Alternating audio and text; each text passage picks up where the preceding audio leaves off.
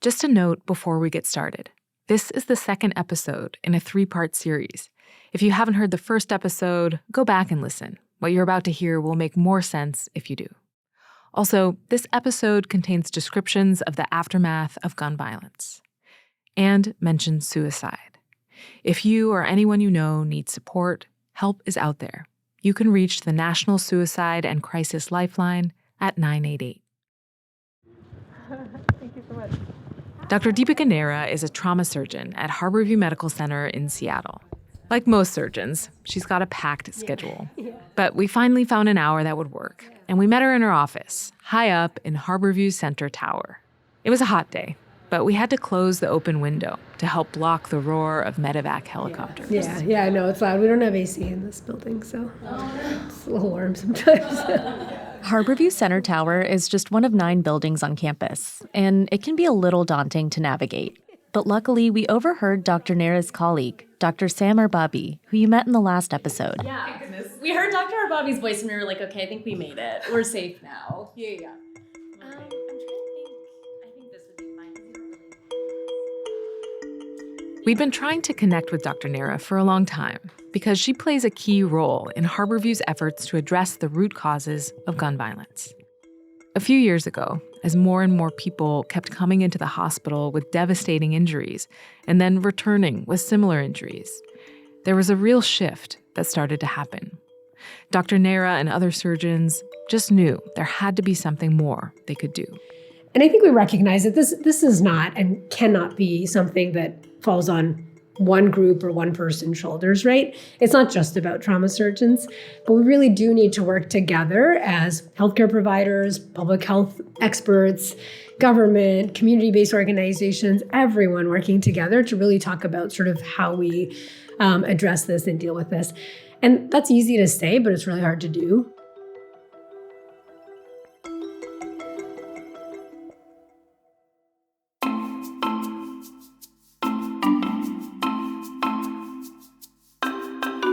This is Northwest Reports. I'm Sarah Bernard. And I'm Maliha Sayed. Dr. Deepika Nera is a surgeon and an associate professor of surgery at the University of Washington. She is also the founder and medical director of Harborview's Violence Intervention and Prevention Program. These experts know a gunshot can signal a troubled life, a person who needs more than medical care. We know that individuals who are injured by gun violence, especially youth, are at really high risk for repeat injury and death due to gun violence. This program reflects a broader trend at hospitals across the United States as more and more medical professionals start to take action against what they see as a preventable public health crisis. Tonight, a new initiative in Mobile to break the cycle of violence. It's a program that begins at the hospital bedside. Other cities that have implemented it report success. In this episode, we'll dig into that shift among surgeons, from reaction to prevention. And we'll hear from the people who helped launch Harborview's program, including Dr. Nera, who really led the effort from the beginning. We wanted to know how the idea for it came about and why it focuses on this kind of violence and this kind of intervention. We'll explore how it got started and how it's evolved, some of its impacts so far, and some of the challenges it faces. Dr. Nera decided to become a surgeon pretty much as soon as she did her first surgery rotation in med school, in part because it felt like she was really helping people. It felt like you could have a relationship with patients long-term, which was important to me, but you also were oftentimes seeing them through a really tough time, but also like a really scary experience and sort of being able to walk alongside them with that. And also oftentimes had the luxury of being able to fix a problem for them. But of course, not every problem is so easily fixable. Certainly not a problem like gun violence in America. It's really hard to take care of folks with bad firearm-related injuries. It feels very preventable. They're very awful. They can have devastating consequences. But when you lose someone like that and sort of have to tell or watch someone tell a family that's sort of looking at you with hope that you were able to save their loved one and you have to tell them that you couldn't, it's awful. And that stays with you every time.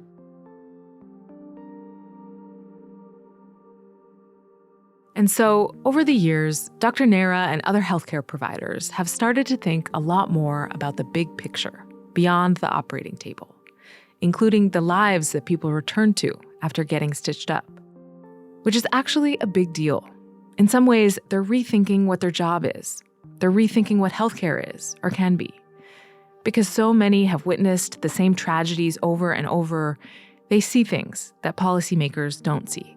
If those patients after they're discharged are really struggling, they can't get back up on their feet, they have really poor quality of life, they're really likely to be re-injured or die as a result of a re-injury, obviously we need to be thinking beyond sort of discharge from the hospital, right? In terms of what we're doing. We really do need to take a step back and think about trauma and injury, and especially violent injury, much more holistically, because there's so much that's happening in an individual's life that contributed to that injury.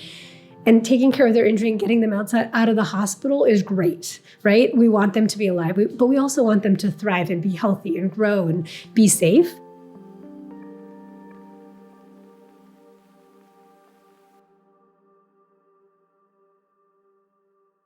Dr. Nera says this mindset, this holistic approach, is a recent development, and it happened on a national scale. In 2018, the American College of Physicians published a position paper that laid out a public health approach to gun deaths and injuries. In response, the National Rifle Association tweeted that someone should tell self-important anti-gun doctors to stay in their lane. There is a fiery debate online after the NRA says doctors should stay in their lane. Telling physicians to stay in their lane. Stay in their lane. Half of the articles in the Annals of Internal Medicine are pushing for gun control. Medical professionals started responding to the NRA's backlash with a new hashtag. This is our lane. Doctors across the United States are trending on Twitter. Dozens responded with stories about treating gunshot victims with each of them pulling from their own experience treating gunshot victims. We're not anti-gun. What we are is anti-bullet hole. We are pro-gun safety.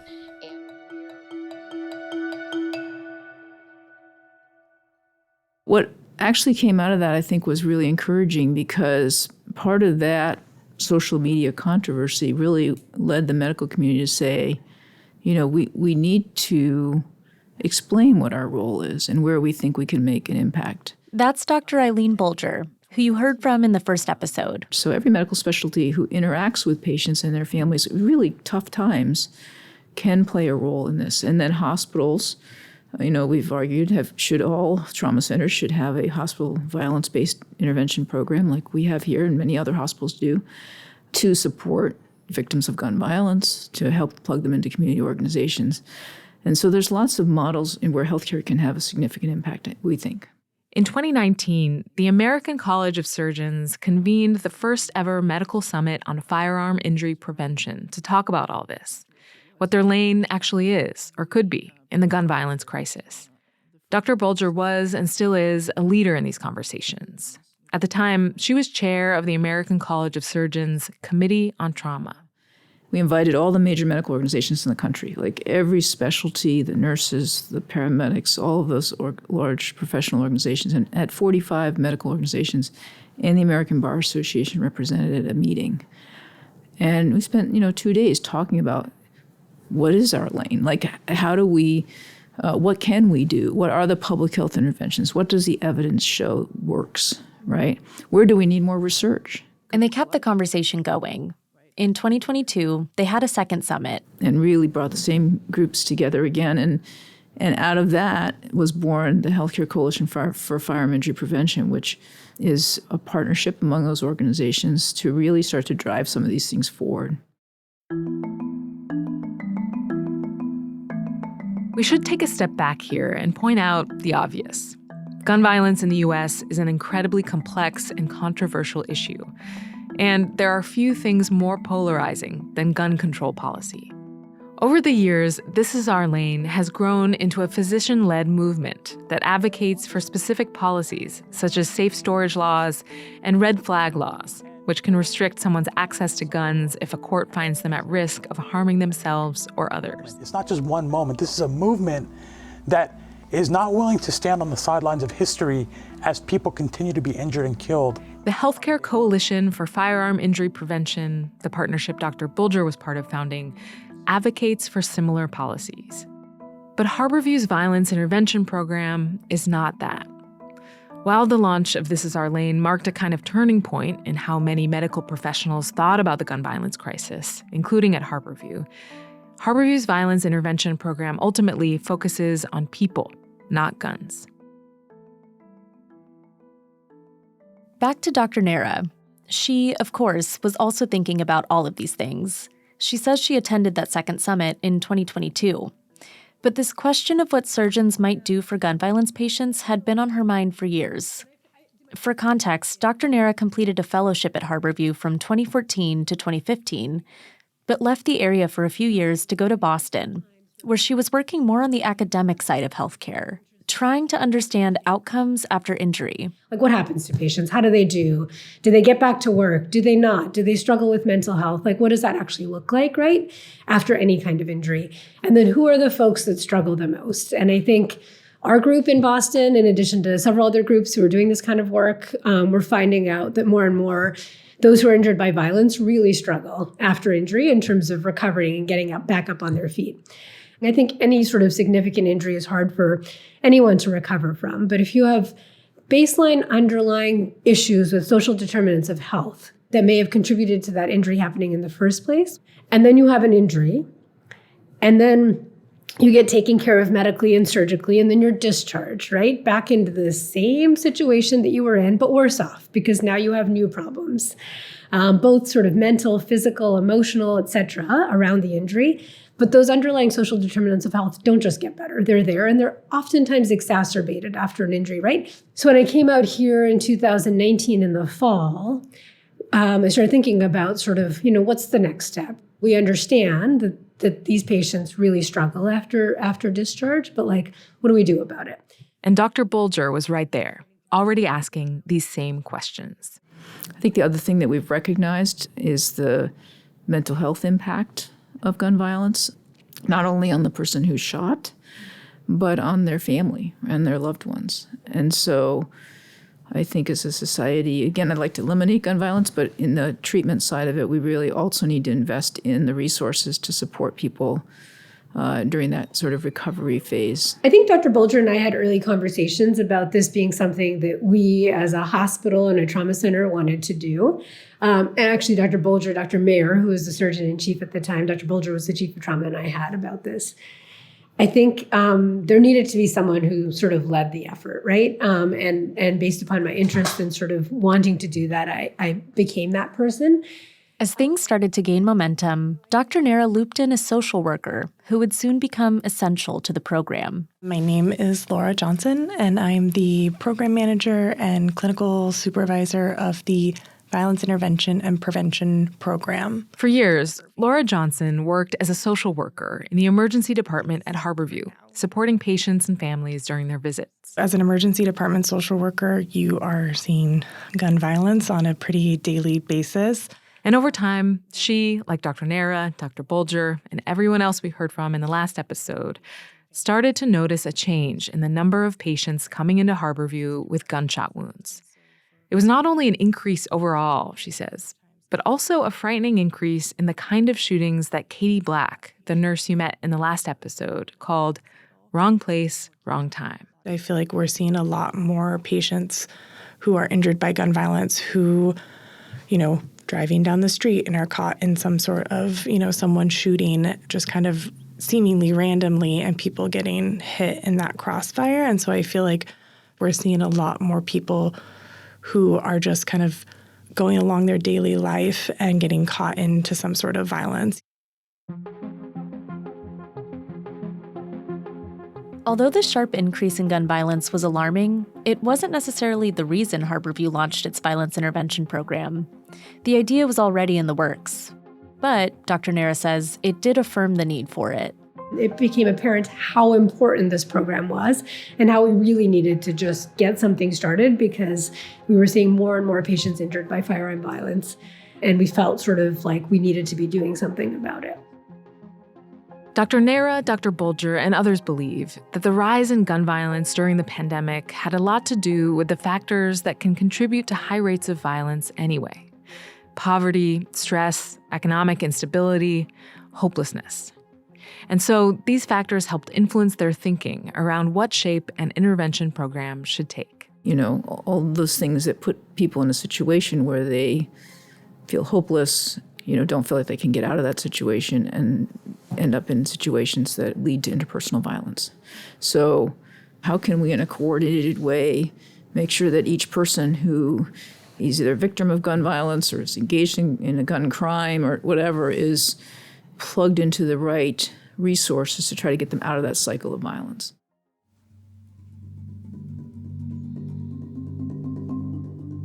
It is important to note that although Dr. Bulger is talking about interpersonal violence here, it's not the whole picture. A huge percentage of gun injuries and deaths in recent years were actually caused by self-harm. Suicides made up more than half of all firearm deaths in the country in 2021. And from 2018 to 2022, suicides accounted for more than 60% of all firearm deaths in King County. And so, if doctors wanted to work on strategies to reduce gun violence, why not focus on self-harm, what's often been an even bigger problem, by the numbers anyway, than interpersonal violence? Dr. Nera says she and her colleagues decided against that focus because there are systems already in place at Harborview to help with that. Folks who are injured by self-harm, who make it to the hospital and survive, we are often able to hook them up with sort of the mental health support that they need, which can be very different on the sort of interpersonal violence side in terms of like the resources that we have available and what we can actually do for folks. The needs were much more broad, and we were falling way short in terms of meeting any of those needs. And so this felt like an area to really focus on.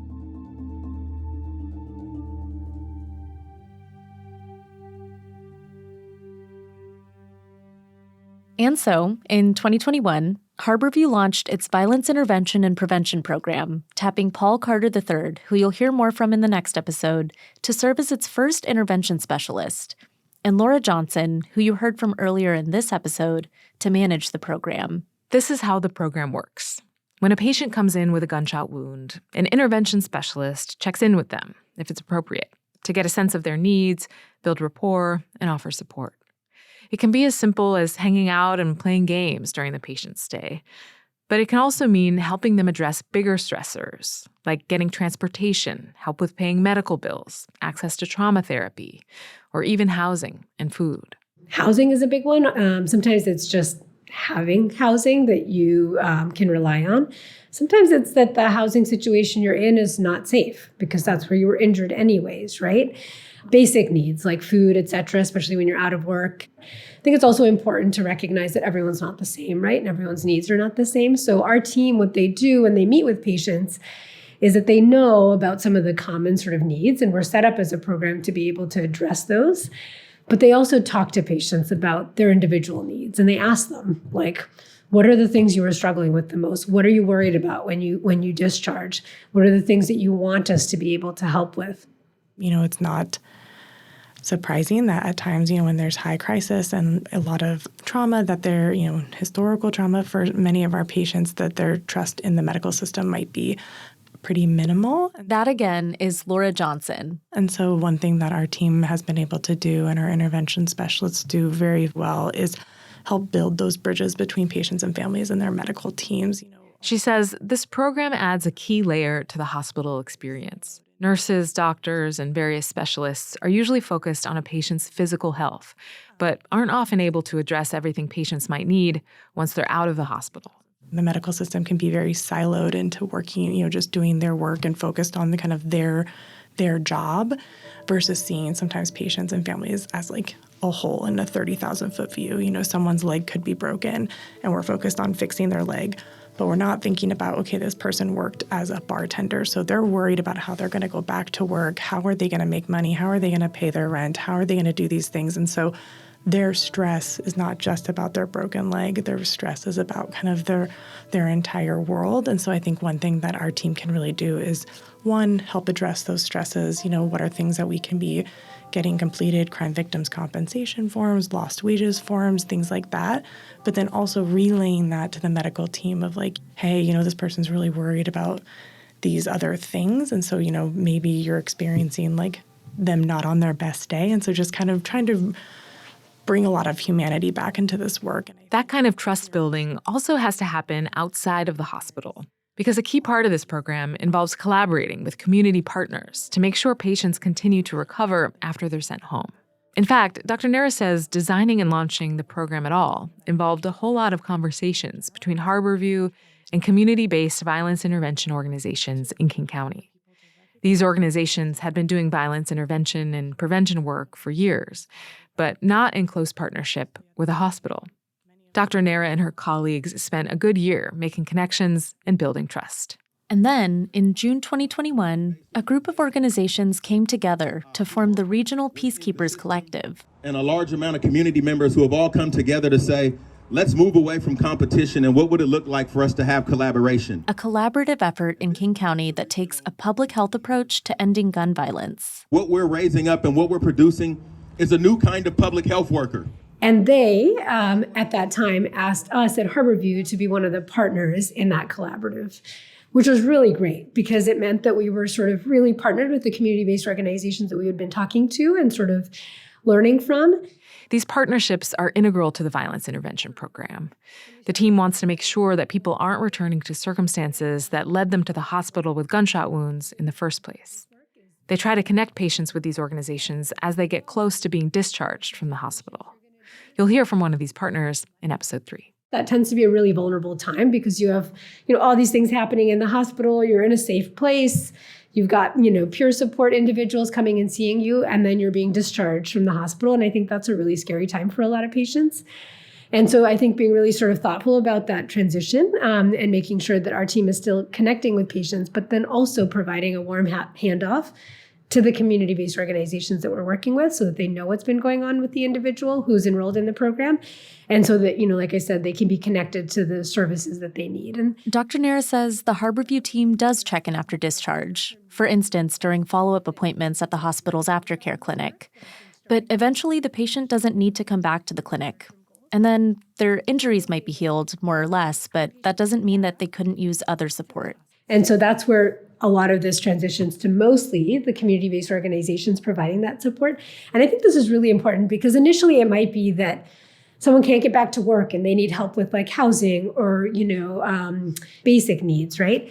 But I think a lot of these individuals also have long-term goals that they oftentimes haven't been able to really think about realistically, and making sure that these individuals have mentorship and folks that they can talk to about that, whether that be sort of educational goals or job goals, and they have the support to try to put together a CV and apply for jobs that they want. Because I think a lot of people who are injured by gun violence are struggling with a lot of things, and most people don't choose violence, right? There's a lot of things going on that might lead you to that. And usually it's a lack of other opportunities, and really trying to think about those opportunities and how you help someone really grow and thrive in their lives is a really important part of that. Usually not right at the time of discharge, but that's sort of a longer term goal on the community side.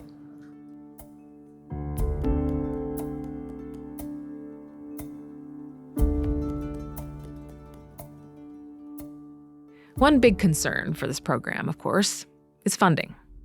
Because to do a program like this ethically, Dr. Nera says, it really has to be sustainable. The program's initial funding came through King County, and since then, Dr. Nera and her colleagues have been able to get funding through the city of Seattle and Washington State. But that hasn't come without its challenges. You don't want to turn away funding of any sort, right, when you're looking for funding, but you also don't want to have short-term funding that isn't likely to be renewed or continued, because it doesn't feel good to hire folks and to start a program knowing that you only have a year of funding, right? You can't really build a program that way. It's like, it's not right for the individuals you're hiring. It's not right for the patients, right? And I think that's one of the problems with this kind of work. Right now, there's not a lot of, support and funding coming from hospitals, and that's a hard ask, right? And so we as a program are funded a bit by the county, the city, and then the state. But these are all sort of, funding cycles. Right now we're on a 3-year funding cycle through the state, which is great, but that's still not like sustained long-term funding. And so I think we as violence intervention programs and folks working in this space need to be thinking about how we actually make this kind of program and work sustainable. She says one idea is to start billing for these services, really bringing this work into the mainstream funding model for healthcare, which would mean convincing insurance companies that this work has value. I think the peer support services that our intervention specialists are providing are critically important to patients and their experience in the hospital and their recovery overall. And I think there's a lot of conversation around sort of being able to bill for those kinds of support services to make programs like this sustainable, because we don't want to do this for a few years. We want to do this for the long haul, because that's how I think you really have a meaningful impact. In spite of funding anxieties, the team has grown since the program's launch in 2021. Last year, Harborview brought on Terrell Harrison Jr. to work alongside Paul Carter as a violence intervention specialist. We'll hear from both Terrell and Paul in the next episode. The connections that Terrell and Paul create with patients are vital to the success of the program, in part because these are relationships that physicians like Dr. Nara can't build as easily. I can think of a young individual who was injured by gun violence, who's a teenager, who I saw. And when I first took care of him, it was before the program started, actually. And so we didn't have any of these resources available for him. And we took care of him, and he survived a hospital discharge. And he had awful injuries that he was recovering from. But he, didn't talk to me. He didn't want to engage. He didn't trust me, which is very common, I think. And he was clearly struggling. Dr. Nara saw the teenager again later, after the program started, when he needed some subsequent reconstructive surgery. And I saw the way that his entire outlook on life changed as a result of the relationship he built with our violence intervention specialist, Paul Carter, and sort of really being able to open up to him and thinking about him as a source of sort of support. And even as I talked to him, I saw him change in terms of the way that he talked to me, what he was telling me, and just the things that he cared about, to the point that I was in clinic with him once in follow-up. And he for the first time, talked to me about sort of what he wanted to do in his life, and he was 15 at the time. And he had his whole life ahead of him, but it was the first time I ever saw him think about sort of his life and his goals and what he wanted to do. And he was telling me about how he was pretty smart and he was processing all the things that he had heard and that he might even go to medical school and stuff, but just seeing him change so much. Dr. Nara says highlighting these individual success stories matters because it's easy to feel like they're not making progress. And measuring success with this kind of work is tough. I just think that the metrics that you're using have to make sense for the work. And so, right now our metrics are not, in the next year, we want to see the firearm-related, deaths and injuries in King County drop by X amount, right? That's not a realistic metric. That's not a fair metric of a program like this. But we are starting an evaluation process where we are asking patients who are in the program, if they're willing, to help us learn about how we're doing in terms of meeting their needs, what has been most positive for them, where we're falling short. And then really thinking about sort of their long-term goals as sort of time elapses and whether we're actually helping them meet those needs so that we as a program can grow and get better and learn from what we're doing.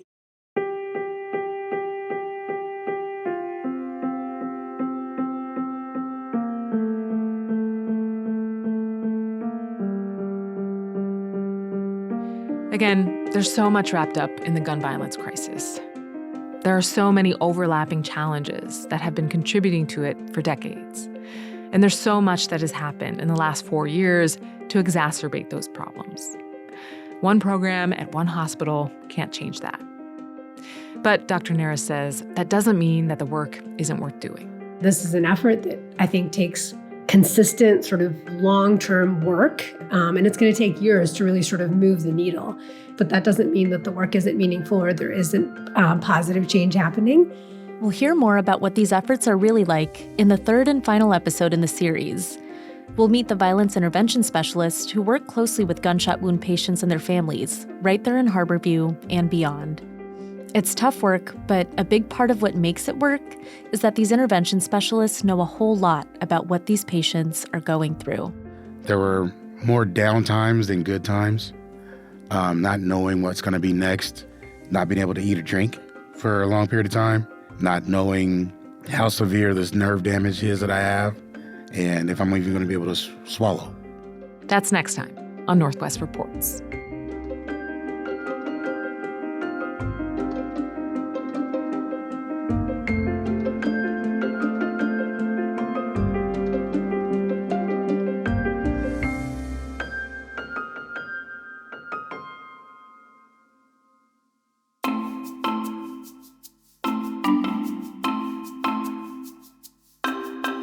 Thanks for listening to First Response by Northwest Reports. We'll be releasing the third and final episode of the series on October 9th. This episode was reported and produced by me, Maliha Sayed, and Sarah Bernard. The story editor was Ryan Famuliner. Our executive producer is Sarah Menzies. You can subscribe to Northwest Reports wherever you listen, and whatever platform you're listening on, please review us. We'd love to know what you think of the show. Also, if you would like to support the work we do at Cascade PBS, whether it's our lineup of podcasts, the video docuseries we stream every week, or the in-depth reporting we deliver every day, go to cascadepbs.org/membership. In addition to supporting our journalism, members receive complete access to the on-demand programming of Cascade PBS. For the latest political, environmental, and culture news from the Pacific Northwest, visit cascadepbs.org. That's also where you'll find First Response. Northwest Reports is a product of Cascade PBS. I'm Maliha Sayed. We'll be back soon with another episode.